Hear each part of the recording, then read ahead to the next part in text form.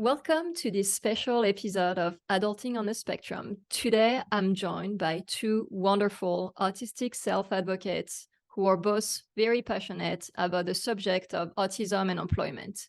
First, we have Temple Grandin, who needs no introduction. She's a successful published author, self-advocate, motivational speaker, and animal behaviorist, among other things. And then we have John Frizzell, who is a famous Hollywood composer who recently made his autism diagnosis public on our podcast, Adulting on the Spectrum. And today I'm going to be asking John and Temple your question about employment. Thank you for joining us today, John and Temple. It's good to be here. Thanks. It's good to be here, Eileen and Dr. Grandin.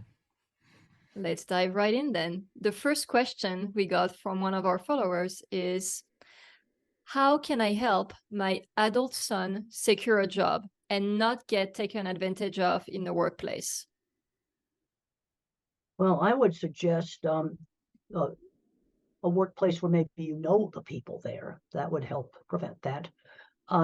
There's two things that you want to avoid in a job. The rapid multitasking, like a really crazy takeout window. I want to avoid that because the processing speed's too slow. I'd have a hard time with that. The other thing that'd be helpful on many, many jobs and would save a lot of jobs is any task that involves a sequence of steps, like maybe cleaning an ice cream machine, for example. Give me a pilot's checklist. Take apart steps, cleaning steps, reassembly steps, because I do not remember long strings of verbal information well. Or if the job involves installing different things, for example, electrician's apprentice, there were 2 electrician apprentice jobs lost because the boss went yak, yak, yak, yak, yak, and the wrong light fixtures and the wrong switches got installed. If they just had taken 2 minutes to write down the things they were going to install, that wouldn't have happened. John? Dr. Grandin's insights are fantastic. The first thing I to look at this, I think about there's a company called Auticon. Have you heard of Auticon? I know I told you a little bit about it, Eileen.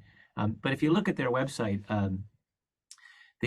they are proposing a model, and they've created an effective model. It looks like for exactly what we're talking about, with someone going out into the workplace and being sort of buffered and protected and placed with understanding into roles. And so I think this model that Auticon is creating looks very exciting. Have you heard of it, Dr. Grandin? I haven't heard of them, but there's another company called Spiritech that I want to do today. And they test websites and they test electronic equipment. Like a major headphone manufacturer, I can't give out the name, sends in a new headphones, and they test it with every possible thing you could connect it to see if it would work. There's also a man named Danny Coombs in Denver who has a program called TACT, and he's training young autistic adults to fix cars. And this would work especially well with my kind of mind. I'm the picture thinker, and John's probably more of a pattern thinker. But some of these video game addicts, the one thing that's been very successful in getting them off of it is fixing cars. And they find out that fixing cars is more interesting than the video games are. And I've been traveling around a lot, all the time for the last year, and I'm seeing a lot of elevators that I know are not getting serviced. And there's a lot of autistic people that would be very good at fixing elevators. And it's a job that's not going to get replaced with artificial intelligence because it's a hands-on mechanical job. That would work well for me.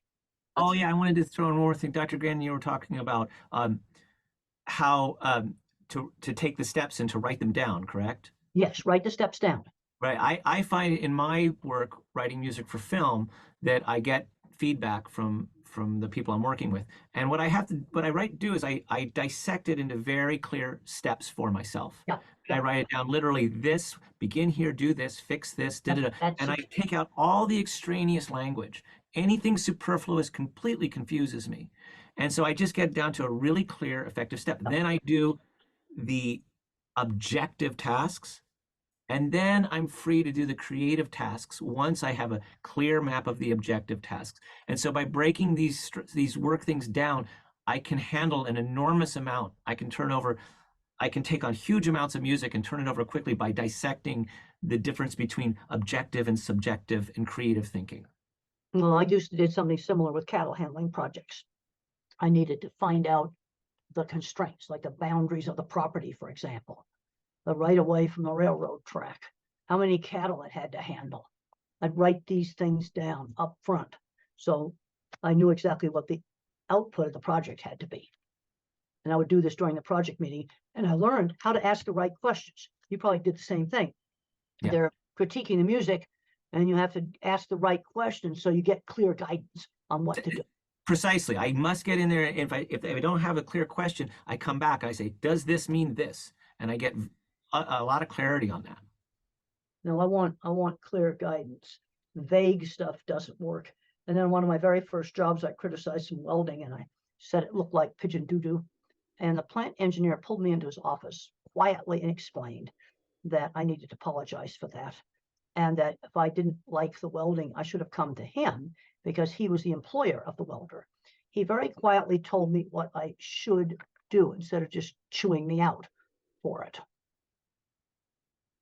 You know, you're talking about the, animals, and John, you were talking about music, and this is the perfect transition to our next question, which is, at what age did you find your passion, like your niche, that turned into a career for you?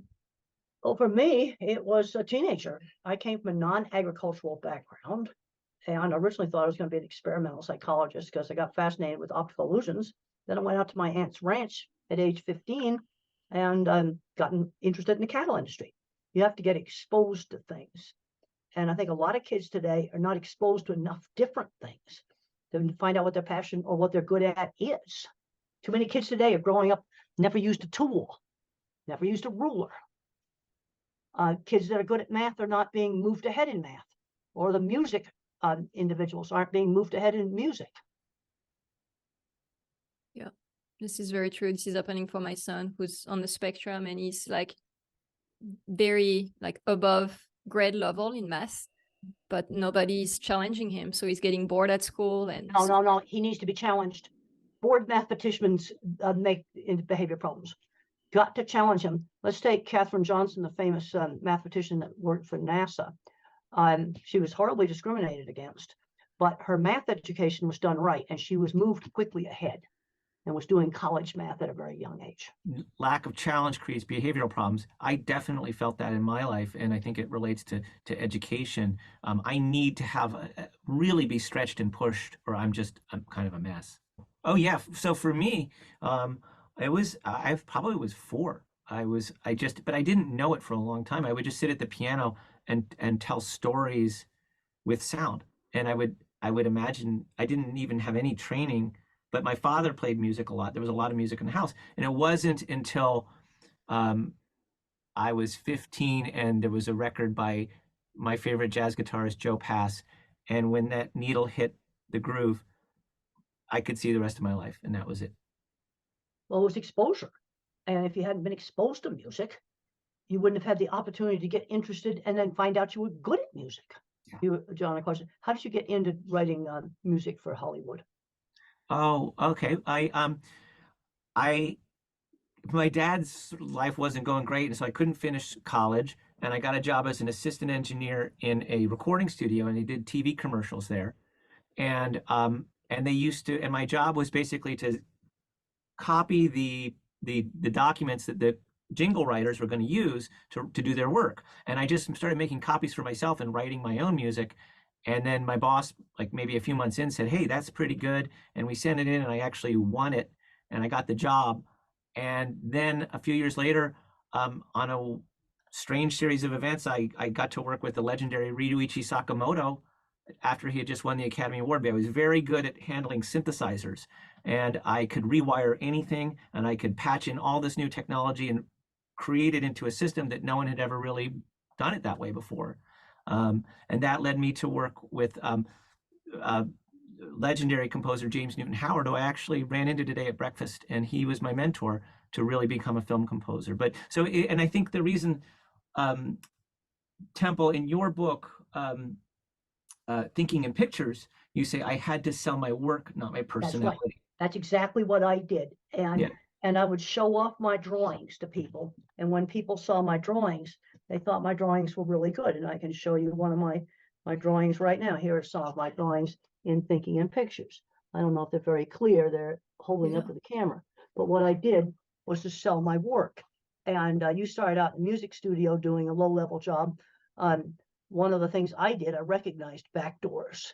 And there's a scene in the HBO movie where I get the editor's card, our Arizona Farm Ranchman State Farm Magazine editor, because I knew if I wrote for that magazine, that would help my career. And I started writing for that magazine. And then I got, gradually started up my business, one job at a time. I had some excellent mentors. There was a contractor that saw some of my work who seeked me out. I had a great science teacher. I want to give credit to my mentors. There was a superintendent at the Swift plant, Norb Goskowitz. I think it's interesting is both of those were former military officers. I got along with them really well, kind of real practical, no nonsense, calm. Well, Dr. Grandin, mentors and backdoors seem to, I'm a big advocate of both of those ideas. I am too. Yeah. Really, really important. But the other problem I'm seeing today is kids are not learning any life skills. I mean, I'm appalled at the number of 12-year-olds and 14-year-olds who have never gone shopping by themselves. They've never ordered food in a restaurant by themselves. Just very basic skills like this. Now, fortunately, I learned how to work at a young age. When I was 13, a mother got me a little sewing job at the local seamstress, and I took apart dresses and hemmed them. And when I was 15, I was cleaning horse stalls. And I'm realizing how important that was, learning how to work, doing a job outside the family, where somebody outside the family is the boss. That's important. Let me ask you something. That's not a question from our followers, but my son is now in a Montessori classroom, and they're teaching him actually How old is your son? My youngest is 8 right now. Yeah, my oldest is nonverbal, but my 8-year-old, the one who's very good at math, just started Montessori school, and one thing they're teaching him is how to knitting. And it seemed like so interesting to me, because in public school, they don't teach you how to knit. But in the Montessori, I don't know if you're familiar with the Montessori approach. And I think they're very close to what you're describing, teaching life skills, shopping, independence, and all of that. So you're onto something there. Well, I'm finding a lot of parents just can't let go on letting their kid just go into a shop by themselves and buy something and have to talk to the staff in the store. I'm running into that all the time. Fully verbal kids maybe doing excellent at school. And for young kids, I'd recommend at around 11 jobs like walking the next door neighbor's dog. It's Mr. Jones's dog, and every morning at 7 you have to walk it. Maybe a church volunteer job or a farmer's market volunteer job. We need to find something to replace the paper routes, because I have grandfathers and grandmothers come up to me all the time that discover they're autistic when the kids get diagnosed. But both of those grandfathers and grandmothers had learned how to work at an early age. Yep, totally. And so our next question actually asks about what happens when you have a job and it's difficult. The question is, I have a job I love, I work with autistic children, and it seems to be successful, but sometimes I feel burnout and overwhelmed. I have a lot of responsibility, a lot of tasks, and I get very tired. I feel like it's too much for me. Have you ever experienced autistic burnout, and how do you deal with it if you feel it coming on? Well, I've had a lot of issues with anxiety. I've been on antidepressant medication since my early 30s. I discuss it in my book, Thinking in Pictures. And I was in a constant fear state. There was something wrong with my nervous system, and a very low dose of an antidepressant stopped it. Now, the big mistake that's made is people take too high a dose. And I also want to add, way too many drugs are given out to little kids like candy. I think that's totally bad. Now, I think one of the things we have to avoid is the rapid multitasking types of jobs. That I can't handle that. But designing equipment or composing music does not require rapid multitasking. And I start to look at what's going on with the autism program that's causing the problem. We got to, just as John was talking about, breaking the music down into creative and the non-creative parts of it. Okay, what is the problem at that job that's causing the burnout? I want more information on that. Then we can figure out how to make an accommodation. So I think what Dr. Grandin, if I can summarize, if we can filter out the the things that cause burnout. If we could fill, and if some of them could be environmental, they could be lighting, they could be sound, they could be the multitasking, switching between things. And when you can filter those things out, I think for me, I know I can be very, very durable, and I can work really crazy long hours when I could too. when I'm in a when I'm in a clean, and I said clean environment, when I don't have clutter of machines beeping and this and that, and I can just focus. I have to set alarms to stop. I just get very, very deep into my work. Well, I did the same thing with doing drawings. You see, you're not multitasking. Now, one of the issues we need to be looking at now in the environment is LED lights that flicker. And you can take out your phone, film it in slow motion video. Now, this doesn't bother me. See, this is not everybody on the spectrum. I say it's 10 or 20%. They'll have problems with LEDs that flicker, and some flicker and some don't. And if your computer monitor is flickering, you need to get one with a higher refresh rate, maybe double the refresh rate to stop that from flickering. But when architects ask me about architecture for schools and stuff, I said, number one, let's get LED lights that don't flicker, and you can test them regular slow motion video. But people often say, well, he's got challenges at work. Well, is it something with multitasking? Is it something with noise overload? Is it something with a bad boss that's pecking on him? I need to find out what the problem is before I can solve it. So what do you think is the most important thing for schools to know about educating students with autism? Well, I think there needs to be a lot more emphasis on life skills. But I've talked to some very good life skill coaches that said they got yelled at by parents for not doing enough academics. But I'm too often seeing, I was just over at a conference a month ago, and they told me about a student who had straight A's all through college and absolutely couldn't keep a job, had absolutely no experience with working before she graduated from college. I want to make that transition from school to work more gradual. So by the time they graduate college, they've already had some jobs. That's what I'd like to do. But I want to emphasize it's never too late to start. And that's been shown with the car mechanics. And the good thing about that, there isn't multitasking. You work on one vehicle at a time. There is no multitasking.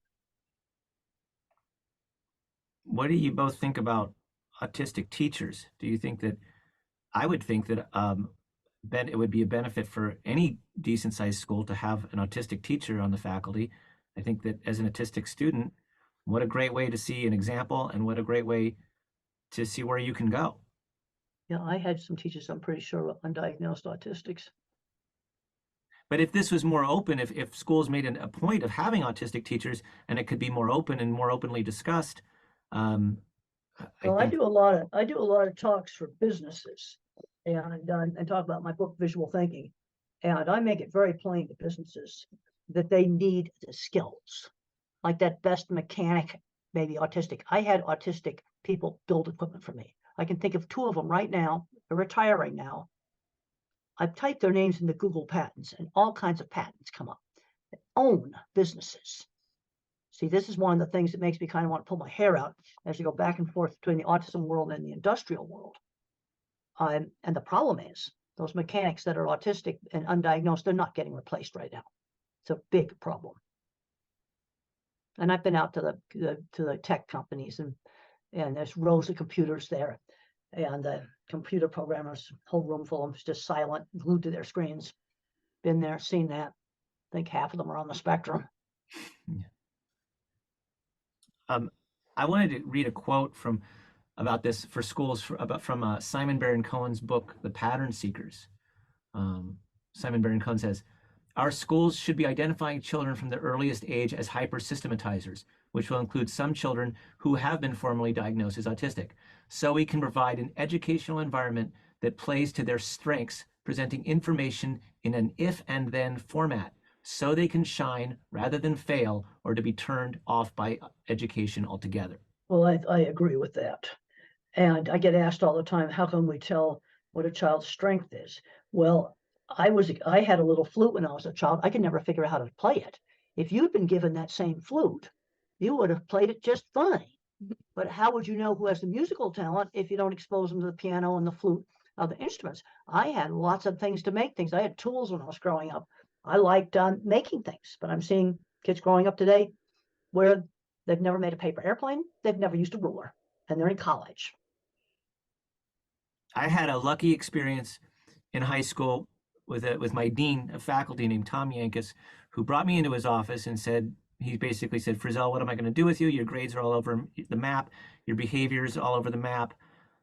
I just, if I let you just go into a practice room and study music all day, can you just not be a pain, basically? And I said, yeah, I think I can do that.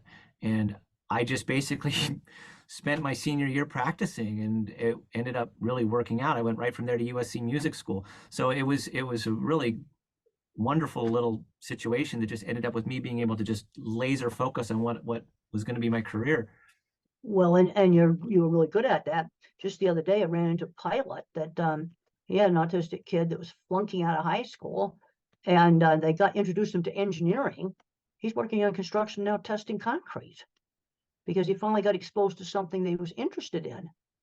And that's the sort of stuff I like to hear. See, my mind thinks in specific examples. You see, there's big educational concepts: inclusive classroom, employment. See, my mind tends to think in specific examples and then kind of put them into categories. Like for an inclusive classroom, I would think, okay, the LED lighting I need to fix, more written instructions, checklist type style instructions, and dealing with bullying. Those are three very specific things that we'd need to do in to make a classroom more inclusive. Because you talk about it in big, broad concepts. Well, how do you actually do it? How does someone find employers who hire autistic people? Well, like John just had to show his music off. I just had to show my drawings off and my writing off. We showed the work, both of us. That's how we did it. And that's how I sold jobs, simply showing off the portfolio. But we both had very specialized skills. You may have somebody else where they don't have a fancy skill to show off. Right. But they have other traits like just being accurate. Let's say working in a stockroom at a store. And the stuff comes in, and they go through the manifest and make sure that what's in the box is what's on the manifest. I know a friend of mine is a store, and he's an autistic man doing the stockroom, and he's very accurate on making sure to keep track of the inventory. Okay, that's a useful skill. But then you have to make sure that some other person in the store is not bullying. Now, my friend had to deal with that and basically told the other guy that he's going to get fired if he keeps doing that. Like Dr. Grandin said, we were both fortunate to have this skill. Yeah. But you know, going back to, again, Simon Baron-Cohen says, HP Enterprise's neurodiverse teams are 30% more productive in software testing and debugging than teams of neurotypical employees. Well, and I say the same thing in here, because let's look at something like risk assessment, for example. I have a whole chapter in here on the disasters. And you take something like the Fukushima nuclear power plant. The mathematicians did a wonderful job of making it earthquake proof, but they didn't see that they needed waterproof doors to protect it from the tsunami drowning the electric emergency cooling pump. Watertight doors would have saved it. See, the mathematician calculates. I can't design a nuclear reactor. But someone like me would say, hey, if the wave breaches the seawall, the electric pump's not going to work and very bad things will happen. We better build watertight doors. So even the nuclear power plant needs me. And when I found out that's why Fukushima burned up, I was shocked. That's a visual thinking mistake. Very basic one. I think business, I mean, these numbers are huge. 30% more productive. Yeah, I would agree. Yeah. And the other thing you got to do is you got to recognize the way the two minds working together have complementary skills. Like, for example, when Betsy and I did this book, I'm the visual thinker. Chapter's not very well organized, write the rough drafts, and Betsy would smooth them all out for me. And we used recognizing our different ways that we think, we used it in a complementary manner. The next question is, do you think there will come a time when the world will be more accommodating for people on the spectrum, specifically employers, education, medicine? I think the best thing to do It's a more bottom-up approach. And I did this with cattle handling. And I've been effective in improving cattle handling. And I worked one ranch at a time, one feedlot at a time, and then I wrote about it. So let's say we get something really good with inclusive employment going, then you write about it. Writing's been a very important part of my career.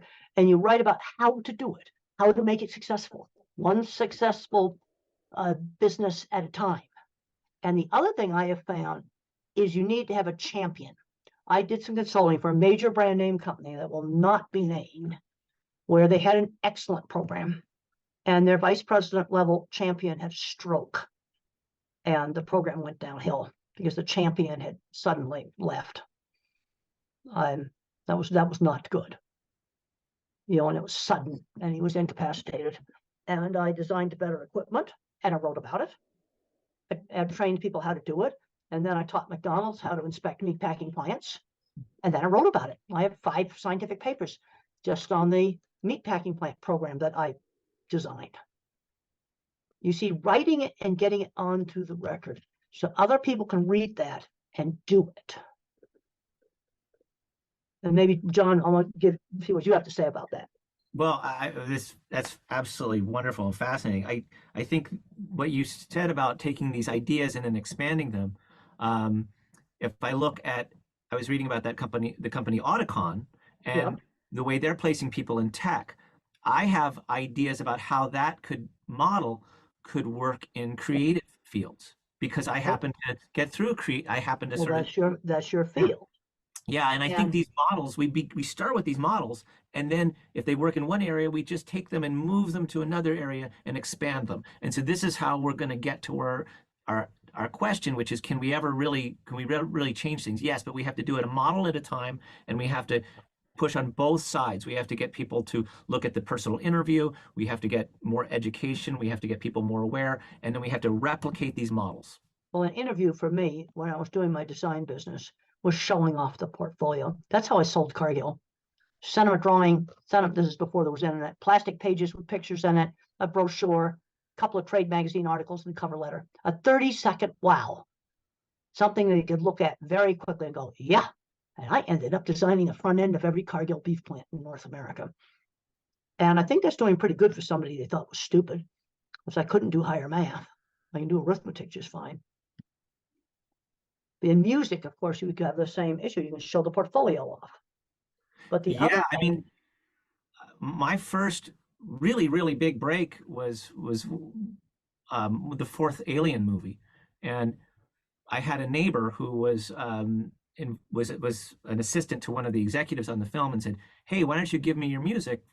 And I would never get the job, and I just kept giving my music over and over and over. Well, the director, Jean-Pierre Jeunet, heard my music and was actually angry because he thought I had read the script, and the script was top secret. And I got a phone call from the president of music at Fox and said, "How did you get the script?" And I said, "I never read the script." And they said, "Really?" And I said, "Yeah, I never read the script. I know nothing of the script." And then they told the director that, and Jean-Pierre then said that he wanted to meet me. And it was just through this weird luck of the work. Well, those kinds of things happen all the time, meeting the right people. I call it the person who can open the door. And then there's some people that then they get scared to walk through the door. You went through the door. You have to have the guts to do that. Yeah, and I do want to keep getting back to that. These are these very special skills, and that's right. And we have to expand this outside of what my experience. Well, we both have very special skills. Yeah. But let's look at somebody that's doesn't have these special skills. Let's look at things they can be very accurate in what they do. Okay, you have somebody unloading trucks, and you're bringing inventory in. I don't care what the product is. And sometimes they put the wrong product in the wrong box. That happens. The count is wrong. And the autistic person is going to make sure that the count is correct and that the merchandise that's on the manifest was received. It's important to have really accurate inventory. There's a lot of autistic people to be good at that. Now, the thing that employers have to realize, may take longer to train, and they need to be given pilots checklists. Do not burden them with long strings of verbal information. Yak, yak, yak, yak, yak, yak, yak. That doesn't work. I mean, so I think Dr. Grandin, if we can, what we're talking about is if we can get these advantageous and profitable traits to be popularized and understood by more companies, that companies will be looking for more autistic workers to come in and improve statistics in certain areas, which Simon Baron-Cohen points out all over the book. Pattern seekers, and you can see it. Well, and I'm pointing it out in my book too. Yeah. The patterns, pattern think is more the math and music mind. I worked with a lot of people that did really badly in school. They couldn't do algebra, but they are geniuses with mechanical devices. And now I'm immediately seeing the fiddly little mechanism that operates the door in a parking garage elevator because the door is glass. I don't trust that door. I use the briefcase to hold it. But somebody has to fix that little fiddly device to make sure the door doesn't close on somebody and the elevator moves with somebody stuck in the door. That'd be very dangerous. And the other thing I like about these hands-on jobs, artificial intelligence will not replace somebody to fix an elevator or fix an airplane or fix a car. Now, electric cars are going to have all kinds of gadgets for self-driving eventually. Those have to be fixed and kept working. There's all this physical stuff. It's not going to go away. I've been looking over the, let's say, what jobs are in danger of AI, and it's not going to be heating and air conditioning. I can assure you of that, or electrician. Those jobs are safe. Unfortunately, there's a lot of jobs in music that aren't, including probably mine. Well, and this is the thing that's scary. That's the thing that's scary. And writing jobs, like just some very basic kind of reporting things. Yeah, it's scary. And it's probably more scary for you than it is for me. Because of stuff because I do a lot of work with mechanical stuff. Let's see how you answer that. It says, I've noticed some organizations say that they are helping with the autism unemployment problem, but they are actually just seeking to take advantage of the situation for their own profit. I got approached by an internship group where the internships were paid, but the program cost more than the pay. So I was wondering how people can go about avoiding things like that. What was the job? I think interns should be paid. The other thing I think is that interns should not be just doing clerical work like, running a copier or something like that. The good internships, at least in my industry, they give them a problem to solve. Like in one of the plants, they couldn't figure out why the forklifts and the pallet jacks were not staying charged. And so they took this engineering student and they said, well, find out why these machines aren't holding a charge. He gets on, calls up all the companies and everything, and he found out they were using the wrong charger. I thought that was an excellent project for an intern. See, my mind thinks in specific examples. They brought him in, they gave him an actual real problem to solve. Then the student learned something from it too. I'm kind of wondering if different organizations could have some sort of perhaps if Autism Speaks, say there was an internship program that they had accredited, or if there was an accreditation system that could eventually be developed as maybe if you're a college student and you're looking at an internship for autistic people, and you could go and see that these 3 different autistic groups have certified it. That's a tricky idea, though. It takes a lot of work, and there's a lot of vulnerability in that. I do think I'm going to go back to Auticon again, and I'm going to say that an organization like Auticon, where you can have a trusted name behind an internship, could be very valuable to expand on. Well, and I'm thinking about is Spiritech that tests one website that they tested. They couldn't figure out why they're losing 20% of their business. And they found out that 1 digit of their phone number had been changed when the website got upgraded. And the autistic person found that. It's a hard question, though. I mean, how do you make this sort of foolproof? I don't think that you can. Well, I don't think you can. And I can think of a lot of things that we should not do. We don't put them on the crazy multitasking jobs like a chaotic store during the holidays. I want to avoid that kind of those kinds of things. But I had talked to a lady who was getting a PhD in vocational rehabilitation, and the verbal thinkers tend to over abstract. And so they had an autistic man working in a shop, some kind of a gift shop, and he didn't work out. So they just gave him another autistic employee, but that really annoyed the shop teacher because the shop teacher had already taught them all their procedures. Well, it turned out if they had asked a few questions, you know what the problem was? There was one particular Christmas carol that this employee just could not stand. What was it? Which one? Removed from the playlist, and that would have solved the problem. See, ask a few questions, find out where the problem was. This was ridiculous. This is a real case, and this is recent. This is one I heard about a year ago. This is recent. State or county vocational rehab. Ask a few questions. What is the problem? A single song could easily taken off the playlist. That's funny. I actually don't. I try to just not. Boy, once we hit Thanksgiving, I try to stay away from the whole thing until I'm so happy when January 2nd comes. You're not a Christmas type of guy. No, I don't. I just the incessant Christmas music drives me crazy. Well, it was one song just had a sound that hurt his ears. And the other thing that can sometimes help with some of the noise is if the individual can control it. Like the school kids that don't like the school bell, take them down to the principal's office and let them turn it on a whole bunch of times when the school is closed, or can't stand a vacuum cleaner. I've heard cases where a child was allowed to play with a vacuum cleaner where they turned it on and off, and it went from the most feared, awful thing to the fun thing when they controlled the sound. Dr. Grandin, that reminds me of you were talking about a balloon popping. Didn't it scare you? And then yes, it did. And what should have been done with that, is I hated balloons. And what we should have done is get a whole bunch of balloons, and I could blow one up really small like this, take a pin and pop it. But I pop it and then gradually make it a little bigger, or it might be a little louder, and then I should have taken a pin and popped it. That's what should have been done. I didn't know the things I know now. So the idea is that as autistic people, we can actually stress our tolerances slowly and incrementally. And I think this needs to be done with headphones, because the problem is if you wear ear protectors all the time, the sound sensitivity worsens. Now, it's okay to have them with you all the time. Have them with you all the time. That's control. And then you go in the train station, or you go in those really horrible bathrooms with those hand dryers. You put it on for that. But then other places try to take it off. And I've talked to one young man who was able to get rid of the headphones eventually. See, the control is so important. Now, the LED light flickering, that's just got to be fixed. Yeah. Because there's no way to control it if you've got the wrong LED lights.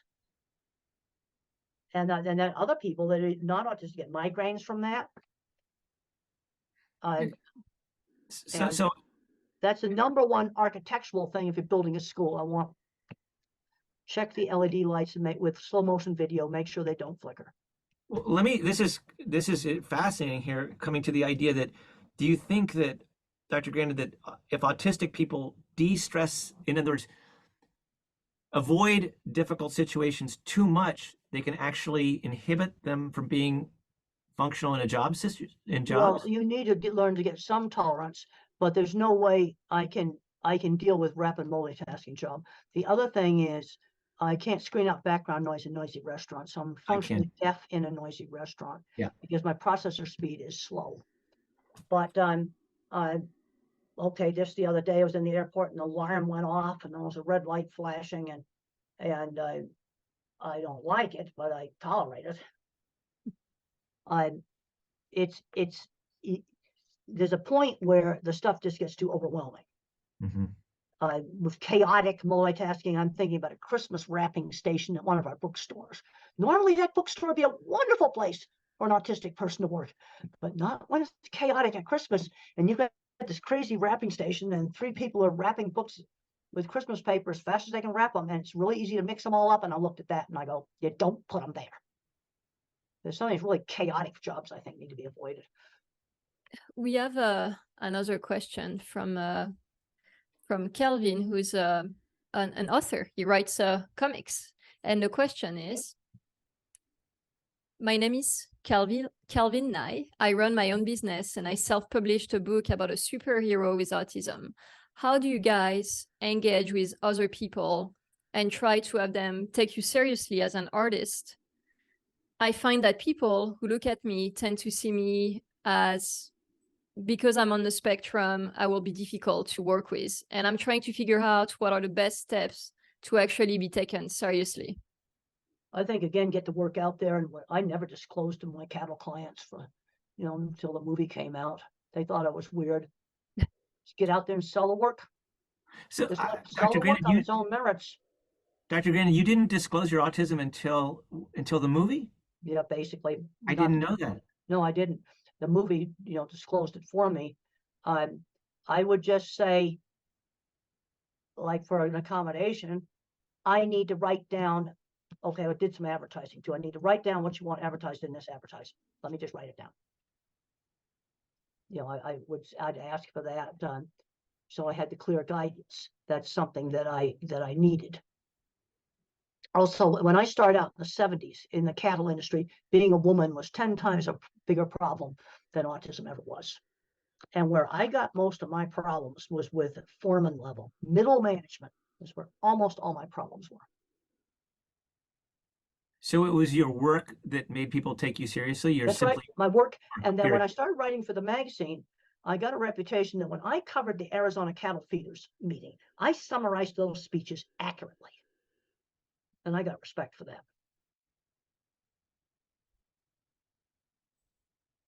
Again, that gets back to the work. John, do you have any insight on that question? Well, I went through, so Hollywood, being this very, very social type of thing. My career really started from my work, but then I started to go to a lot of interviews and meetings, and quite honestly, my success rate in getting the job from a meeting was low. And my agents would have me take courses and study this book and read this by Tony Robbins and that. And these things are great. I mean, self-help stuff can be very, very effective. But I think what I ran into is I learned a bunch of little tricks that could make me do a decent meeting, but it was shallow.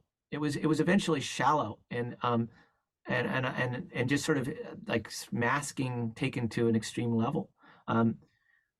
I think that what we'd like to have is a world where we can really be confident in being ourselves. I know Calvin a bit, and he's wonderful. And if we can just be confident and create a world where we can be more confident in really being who we are, to me, that's the best thing. Well, and there's a whole controversy about masking. And the kind of social stuff I have a difficult time with is this rapid chit chat, where people chit chat back and forth really rapidly and kind of laugh and rhythm. I can't follow it. It just goes too fast. What I tend to do at a party is go over and talk to this person for a little bit, and I've learned not to talk their head off, maybe for 10 minutes, and then go talk to somebody else. But in group conversations, I have problems with interrupting, and that's because of my processor speed. I simply can't figure out the gaps quick enough on when to break into the conversation. It's exactly the same thing for me. And I try to map it out in my head, and I get it wrong. I say too little. I say too much. I give too little information. And so this is kind of the dilemma. But my sort of philosophical take on it is, just be yourself. That's, I think, ultimately will lead to the best life. And then what we need to do is to work towards a world which will let us be different. That's nice. That's like it said, different, not less. Yeah. Yeah, I always forget that this is your quote, Dr. Grandin, because it's everywhere now, different, not less, but it's such a short, accurate statement that I think it's really stuck in people's minds. Another Dr. Grandin quote, which I want to get out there, which is my favorite: if it wasn't for autistic traits, we'd still be in caves. And so that's right.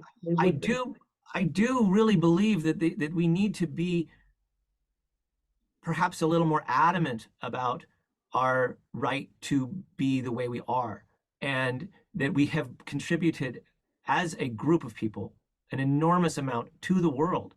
And I don't think that it's properly recognized. I don't think I would agree with that.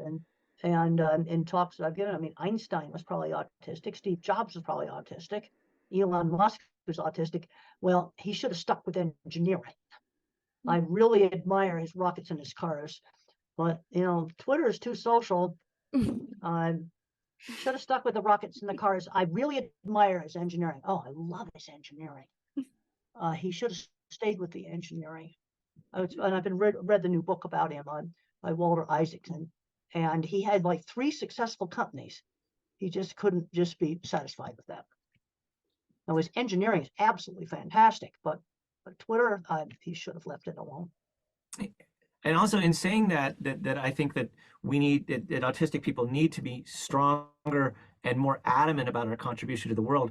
Also to keep in mind the enormous challenges of say a nonverbal autistic person, and the challenges, the range of autistic person is gigantic. I think they've gotten the categories so broad because in the 80s you had to have speech delay to be autistic.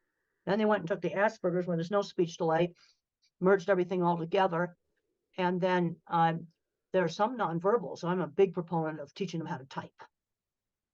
Just typing on a tablet, and you need to use a tablet, not a laptop, not a desktop. Because the problem I got with this desktop, this keyboard's way down here. So look at this. That print appears way up here.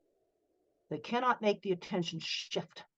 You have to have a keyboard next to where the print appears, and you get that in a virtual keyboard. Tablet, plain ordinary tablet with either Word or text messaging on it. It can be some old broken tablet. If you can do those things, they can learn to type on it. And then you find out they've got a good brain inside there on many of them. I'm a big proponent of teaching typing. I've talked to a lot of low-income communities that don't have access to fancy devices, but you can usually find old tablets around. And if they can do a text messaging, you don't send the text messages, or a Word program on it, they can learn typing on that. Yeah, and there are also now insurance companies actually will cover an AAC device now with a script from a speech language pathologist. Not all insurance companies, but a lot of them. Okay. And AAC devices are becoming easier to get, thankfully. My oldest, my son who's 10 is using a AAC. He's been using AAC since he was 3. He's still nonverbal, but he can communicate basic needs, no feelings, so it's still very basic communication, but it's helped a lot with his frustration. So I love that we're talking about how broad the spectrum is. You have to have a way to communicate. Well, if you have a nonverbal, non-speaking person and they get upset, let's look at the 3 things that make us frustration with not being able to communicate. I can remember that as a child when I couldn't talk. It was so frustrating. And then the other thing is sensory overload. Did it happen at the train station? Did it happen in the super busy Walmart? That would probably be sensory overload. And then the other thing, they may have a painful medical problem that they can't tell you about. Maybe their stomach hurts, or they have a toothache or an earache or a urinary tract infection, something they can't tell you about. Those are your 3 things. If there's a behavior problem that you got to look at. Yeah, and then there are autistic people who have intellectual disability and who just it's hard for them to even use an AAC device and to understand the concept of typing or using pictures to communicate. So, well, you see, and the thing is, there's all these different levels, and then some of them have very severe epilepsy on top of it that might not be controlled, and that's going to mean more problems. Then they have to be medicated heavily to control the epilepsy. So you've got this great big range. Mm-hmm.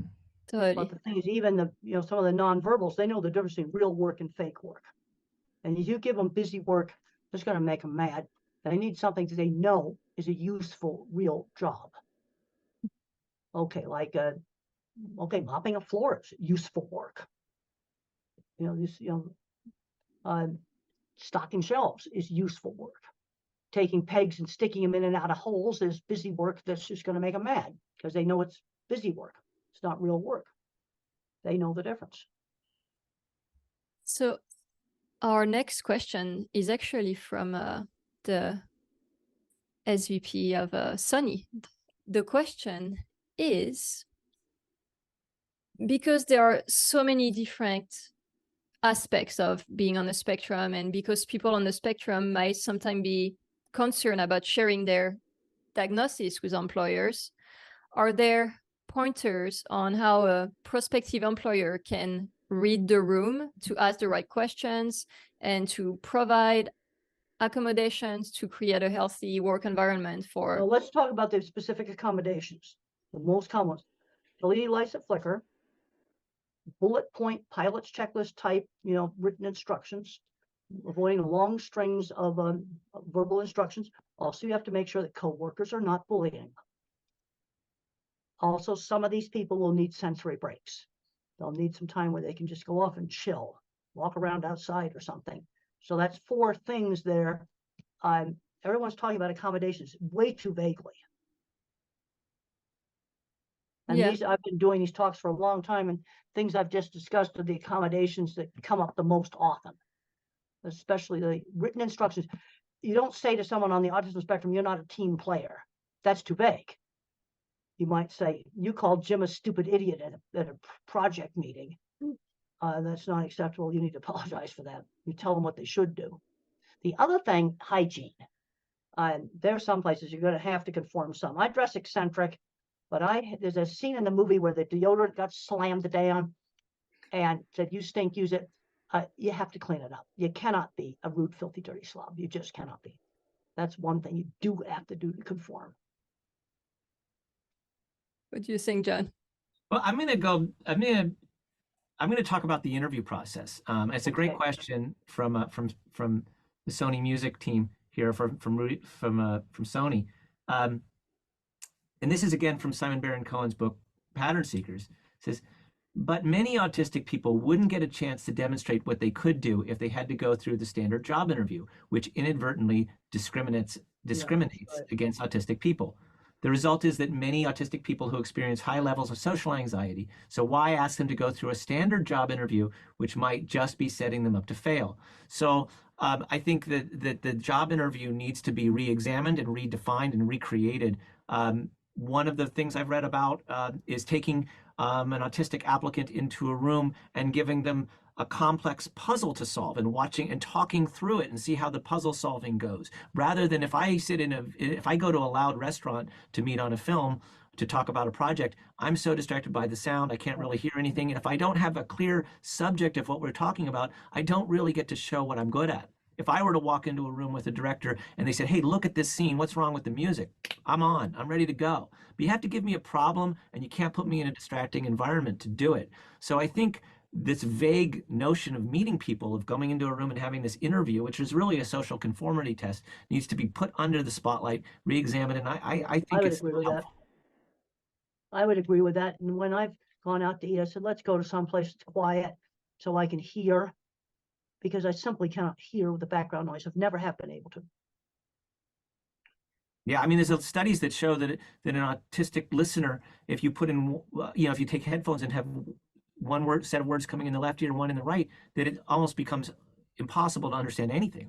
I get completely lost in certain environments sonically, but in other environments, I'm incredibly precise and I can remember almost everything that goes on in more detail than a lot of people.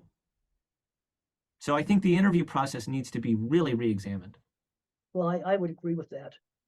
I tell people to avoid it if possible, and look for back doors. I'm a big fan of back doors. They're everywhere. Sometimes I thought, what would happen if I waved a magic wand and I'm 18 years old, but I still have my knowledge, but I couldn't do algebra? What would I do? I couldn't graduate from high school. Well, I'm really good at seeing back doors, and I like construction. And there was this trailer that was over by the Amazon warehouse that was building, and it said, we're hiring. I got the name of the trailer, and I looked it up online, and they were hiring electricians apprentices. If I was 18 years old, I'd head right for that trailer, because I want to design the next Amazon warehouse. I've seen people do that in the meat industry. Start out on the line, 15 years later, they're designing the new plant addition. Seen it happen. Go straight in the back door. And I see the back doors all the time. I'm too old now to go up to that trailer now. But you better believe it. I saw it's gone now. The trailer's gone now. But I saw it on the way to the airport. It's like I'm just a magnet for seeing potential back doors. A sign on a construction site and the superintendent's phone number was on it. How about people who are not good at seeing those back doors? Well, first of all, one of the things is letting them know they exist. Right. See, this is part of it. And that's something very early on, I figured that out. And getting that job for that magazine enabled me to go to a lot of meetings and meet the right people. I mean, I'm just thinking that someone might be listening to this right now, when this podcast, and thinking to themselves, hey, how can I look at this situation differently? How can I find that back door? How can I set myself apart through my work where I'm not trying to sell the personality, and come up with a clever, cool plan to cut through? Is that, but it is harder to, the other thing is you have to think about that so many job applications, you send in a resume and it gets filtered through a, you know, a AI programs that then accelerate certain things to the top. You got to short circuit that. Half of all good jobs are backdoor. It's just personal connections. When I visited Apple, I met a young engineer, and he was from the Midwest. And I said, well, how did you get out here from the Midwest? His professor knew somebody. It was that simple. I see that all the time. Yeah. I've sat next to all kinds of interesting people on airplanes. I mean, maybe the idea, yeah, airplanes are good too. I've had some good ones on there too. But Yeah. maybe there's a way that we can talk about expanding this back door for autistic people. Maybe there are techniques and ideas and models that we can use, that we can think about creating a larger back door or more avenues. Well, the other problem I'm seeing is parents that overprotect their kid. And when I've confronted them about their child not knowing how to go shopping by themselves, one mom says, I can't let go. Now, the little sewing job I got, that was backdoor. That was just done in the neighborhood. And mother just went and talked to the seamstress and offered up my services to her. Said I was very, very good at hand sewing, which I was. It was my very first job for money. I mean, I think that point about that kids have to get some stress, some challenge, and for instance, what you said, Dr. Grandin, about overprotecting your ears, they just get more sensitive, and that can probably apply to almost every attribute. But on the other hand, you have the headphone with you, so you have control. Right. Like, right. Okay, I was at the airport and this alarm went off. Now I walked away from it. I can tolerate it. But let's say I'm one that wouldn't. If I had the headphone with me, then I could slap on the headphone. Have it with me in case it was really annoying. I couldn't wait to get away from it. And finally it stopped.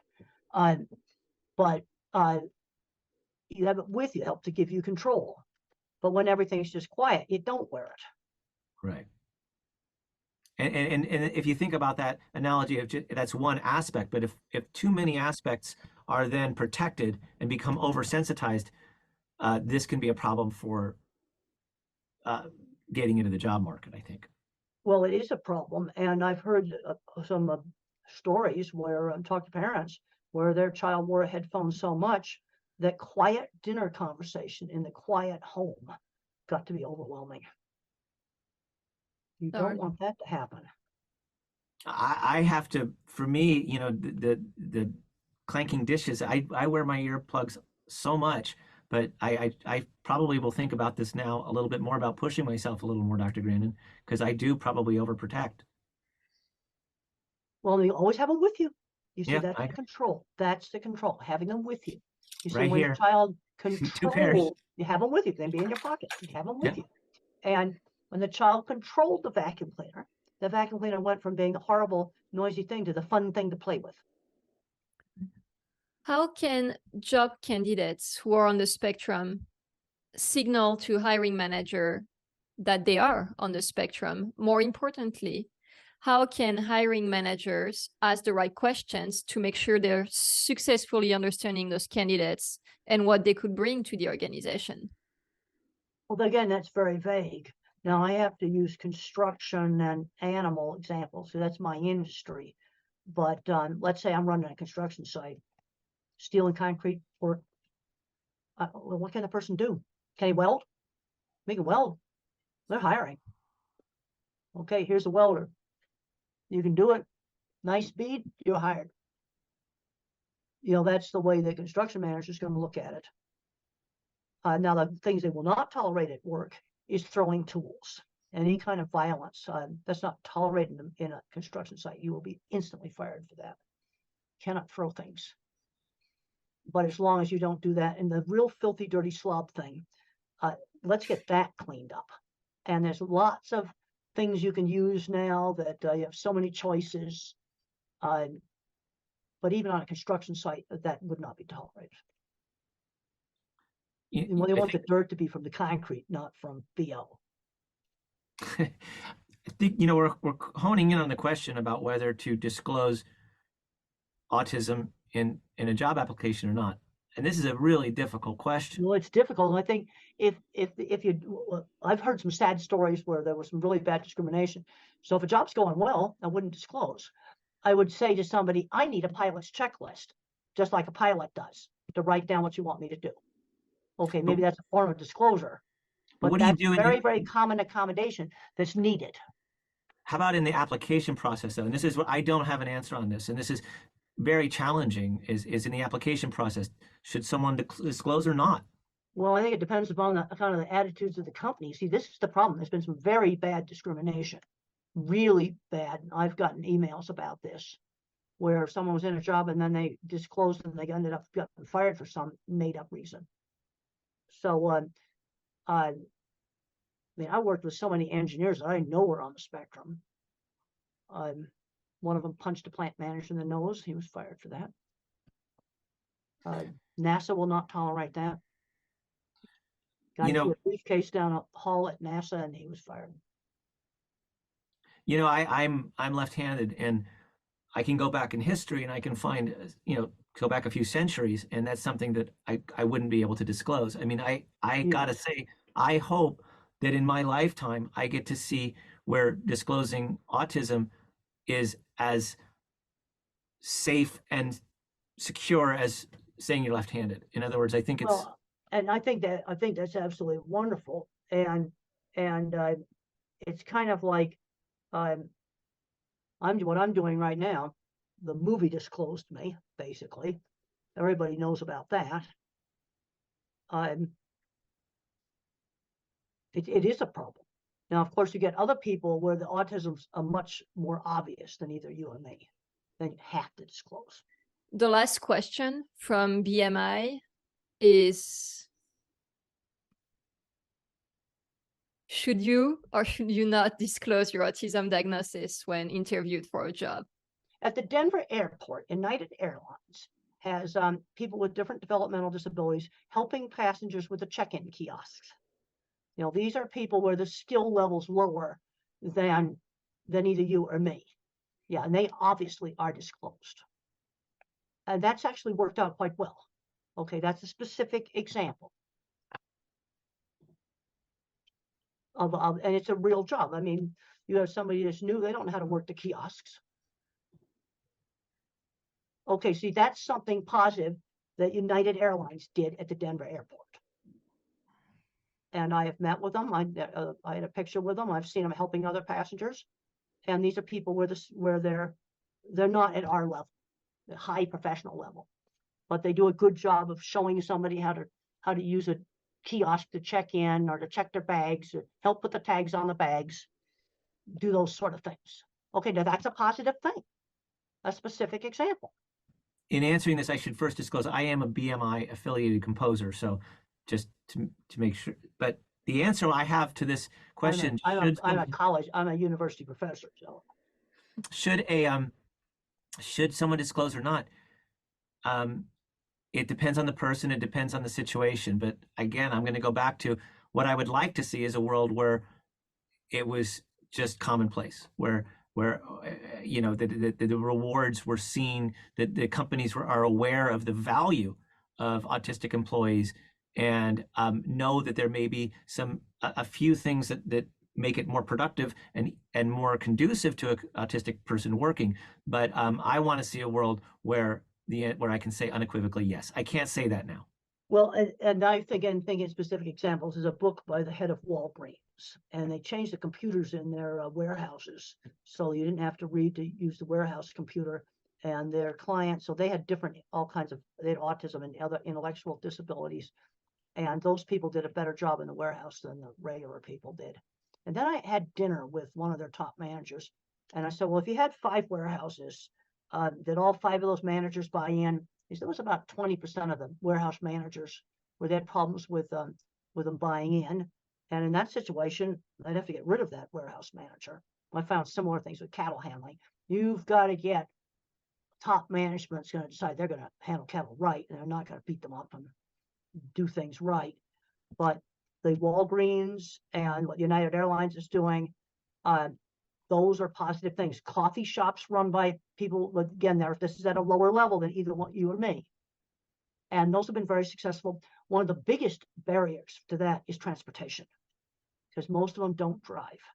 So getting to work at their coffee shop or their restaurant, I've talked to people that have run these programs, some really good programs, and that's one of their big expenses they have to deal with, is getting them to work. 1 in 5 people, only 1 in 5 people with disabilities, including autism, are employed. Only 1 in 5. That's a pretty scary stat right here. Well, the thing with the company where they lost the champion, they had a blind person on a computer job, and when the computer was updated, she quit, and nobody bothered to go down to her workstation and find out what she couldn't do on the computer when they upgraded the software. Oh, might have been easy to fix. That's so sad. Terrible that it happened. I didn't hear that story. Was that in the news? Is that no? It was a client I consulted with on autism employment, and I can't go into the name of the company. It was a major brand, but it was in their corporate office. And the thing I have found on where you get really good things happening, you got to have higher ups in the company behind it. The bosses have to be behind it. That's essential. Mm-hmm. So, John Temple, any last words on employment? I just want to go to the conundrum, and this is a big conundrum of disclosure, because it is a conundrum. If there's going to be, say, if they're going to get rid of if the personal interview model is going to get refined, how do you know who to do that for, and how do you know who not to do that for? So this is kind of, I'd like to say I have an answer here, but I don't currently, and that's what I'm really working on. How about give them a choice? You can do verbal interview, or we can come in and show off your skills. That's a good idea. Yeah. That the interview process becomes a more flexible process where the person being interviewed can sort of describe how they can best be interviewed. Yes, that's exactly what I'm saying. Yes. I think that's it. Yeah. How are you best to be interviewed? And then there's room for that person to not disclose their autism, but to also design an interview process which they know could be advantageous for them displaying their skills. Well, the other thing is, when I displayed my drawings to people, I didn't show them to the human resources department. I showed them to the plant manager or the rancher, somebody that was going to appreciate those drawings.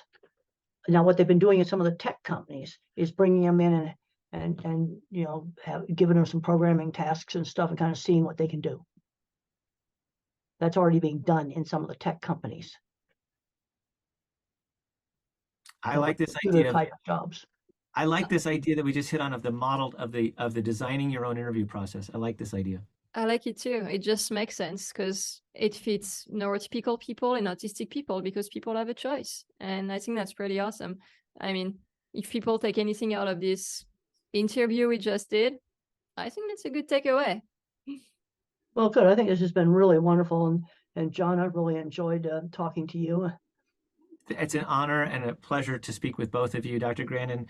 And your writing is magnificent and an enormous contribution to the world and to autistic people. I just enjoy speaking with you guys. Every time. It's a pleasure. So thank you. Well, thank you for having me. I enjoyed being here. Thanks to both of you. Thank you.